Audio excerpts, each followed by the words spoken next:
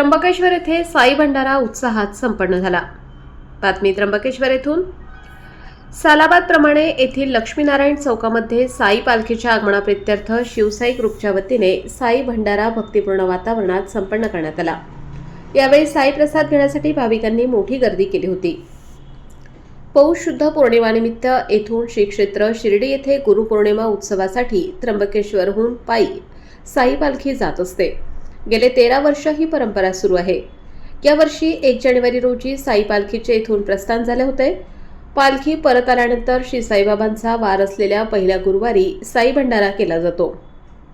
यानिमित्त श्री लक्ष्मीनारायण चौकात पालखी पूजन व महाप्रसादाचे आयोजन करण्यात आले होते।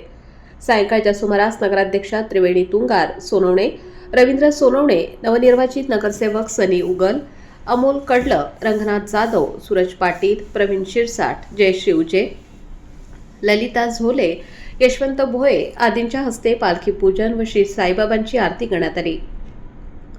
यानंतर महाप्रसादाचा कार्यक्रम संपन्न झाला। जवळपास 4000हून अधिक भाविकांनी महाप्रसादाचा लाभ घेतला। नागरिकांना या कार्यक्रमाची माहिती व्हावी यासाठी आसपासच्या गावांमध्ये ध्वनिक्षेपकासह रिक्षा फिरवण्यात आली। कार्यक्रम यशस्वीतेसाठी शिवसाई ग्रुपच्या कार्यकर्त्यांनी परिश्रम घेतले। वृत्तसंकलन जगन खाकरे, त्र्यंबकेश्वर।